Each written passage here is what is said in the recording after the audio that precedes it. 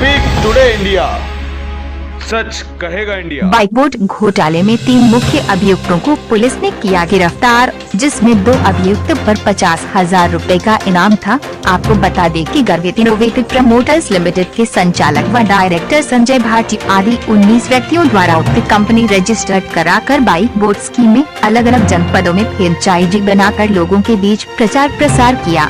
लोगों से स्कीम में एक बाइक के पैसे लगाने तथा एक माह में 9,765 रुपए 12 माह तक कंपनी द्वारा निवेशकों को देने का प्रलोभन दिया गया।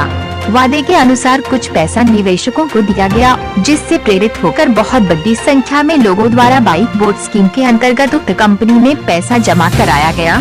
कंपनी के संचालकों द्वारा अलग अलग जनपदों में फ्रेंचाइजी दी गई। कंपनी के संचालकों द्वारा फ्रेंचाइजी फर्मों से प्राप्त धनराशि को नियमानुसार बाइक बोट में न लगाकर उस पैसे को अपने व्यक्तिगत अवैध प्रॉपर्टी अर्जित करने में उपयोग किया गया। जनता के द्वारा जमा की गई करोड़ों रुपए की धनराशि को वादे के अनुसार वापस न कर फरार हो गए।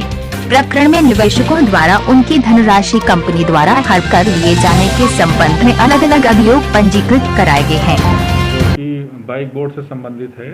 थाना दादरी जनपद गौतम बुद्ध नगर में मुकदमे पंजीकृत हुए हैं। इसमें कुल 57 मुकदमे पंजीकृत हुए हैं, जिसकी विवेचना हमारी 5 इंस्पेक्टरों की एक टीम द्वारा की जा रही है। उसी विवेचना में आज 3 अभियुक्तों को हम लोगों ने गिरफ्तार किया है, जिसमें एक सचिन भाटी है जिस पर 50,000 का इनाम है, दूसरा करण पाल है उस पर भी 50,000 का इनाम है, और तीसरा एक पवन भाटी है उस पर उसके खिलाफ कोर्ट के द्वारा वारंट है।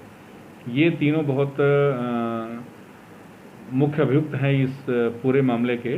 करण पाल जो है वो बाइक बोट वाले जो प्रकरण में जो हम लोग जिसकी जांच कर रहे हैं उसमें मुख्य खजांची था और कोषाध्यक्ष था। इसके द्वारा ही सारे चेकों पर और जितना भी पैसे का लेन देन हस्तांतरण किया जा रहा था वो इसी के द्वारा किया जा रहा था।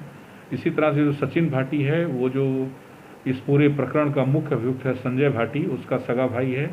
इसका भी इस पूरे प्रकरण में काफ़ी बड़ी भूमिका है।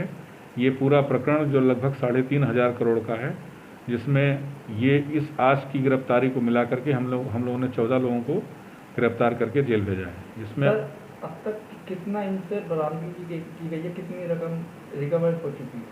बरामदगी के लिए हम लोग अभी फिलहाल विवेचनात्मक कार्रवाई कर रहे हैं, और जो बरामदगी है वो बैंकों के थ्रू इन्होंने पैसे का लेन देन किया है, उसके लिए ईडी अलग से जांच कर रही है।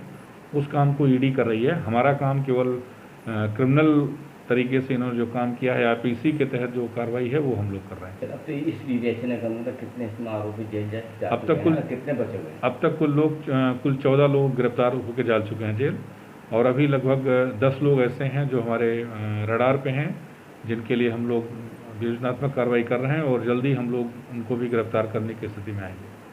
Thank you.